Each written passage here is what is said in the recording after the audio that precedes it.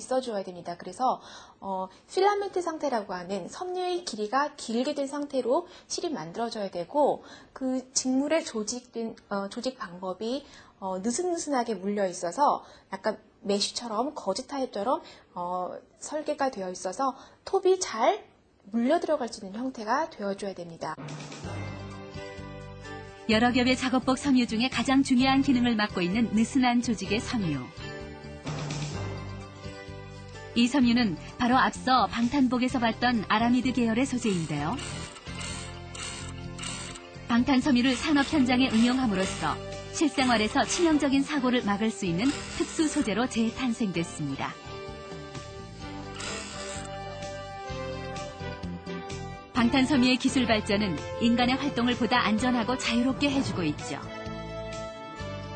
물론 방탄복이 필요한 순간 외에도 우리 몸의 한계를 극복해야 하는 상황은 실생활에서 시시때때로 벌어집니다.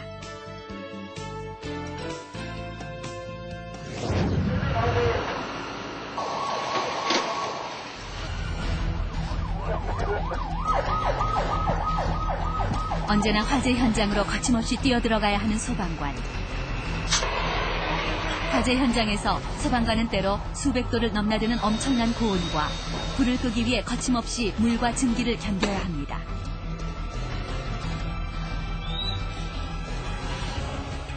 이 순간 소방관이 의지할 수 있는 것은 소방복입니다.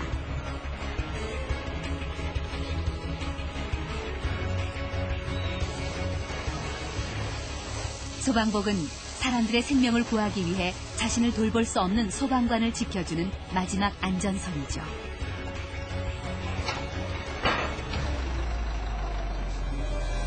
또한 소방관에게 옷을 뛰어넘는 특별한 의미를 가집니다. 이 복장을 입음과 동시에 남들이 말하되 슈퍼맨이라고. 일반 저희들이 화재 현장 갔을 때 다른 생각하지 않습니다. 이 복장을 입으면은 무조건 좀 어떻게 보면 무식하다고 생각할지 모르겠지만 구해야 된다는 그런 생각밖에 없습니다.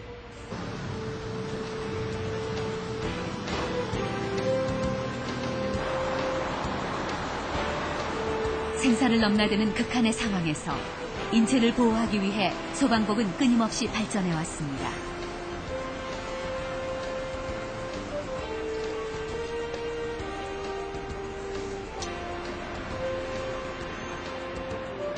불과 열, 물에 모두 강해야 하는 소방복.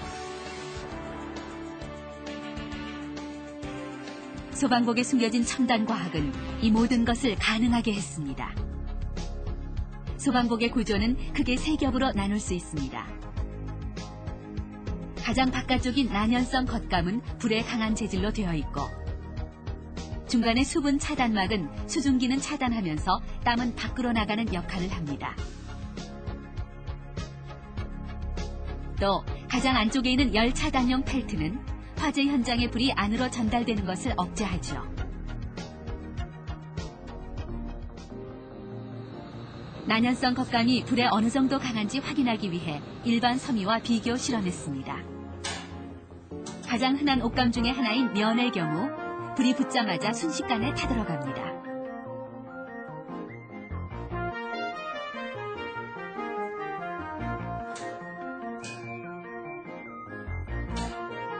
두 번째 실험 대상은 겨울철 옷으로 자주 사용되는 모. 면보다는 타는 속도가 느리지만 역시 빠른 속도로 타들어갔습니다.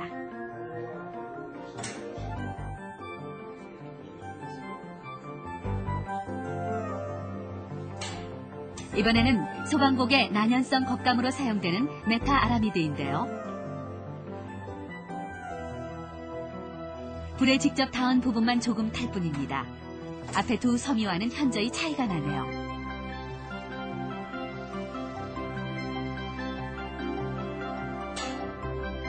마지막으로 방탄 섬유인 파라아라미드에 불을 붙여봤습니다.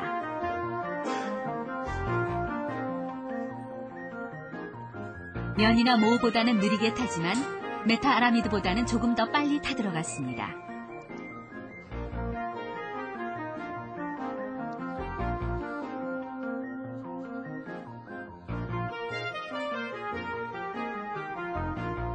4개의 옷감을 동시에 비교해보면 그 차이가 확연하게 드러나는데요. 이런 차이는 각 섬유마다 불꽃을 일으키는 조건이 다르기 때문입니다.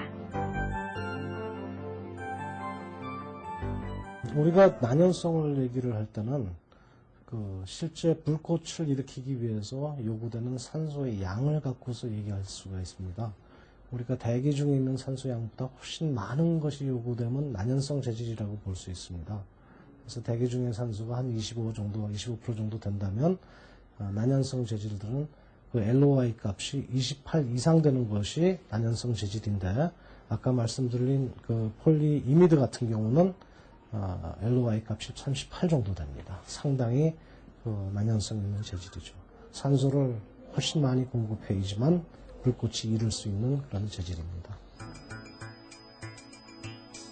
연과 모가 대기 중의 산소 비율인 25%보다 적은 산소에도 불꽃을 일으키는 데 비해 아라미드 계열은 일반 대기보다 더 많은 산소가 있어야 불꽃을 일으킵니다.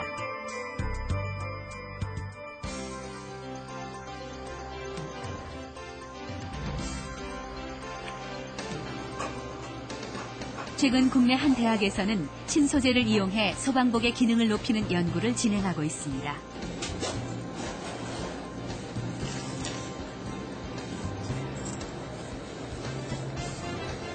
여러 가지 기능을 갖추고 있는 기존의 소방복은 두께가 두껍고 매우 무겁다는 단점을 갖고 있습니다. 이런 문제점을 보완하기 위해 김은혜 교수 연구팀은 새로운 소방복을 연구했는데요. 기존의 기능은 더욱 강화하면서 부피를 줄일 수 있는 첨단 소재에 주목했습니다.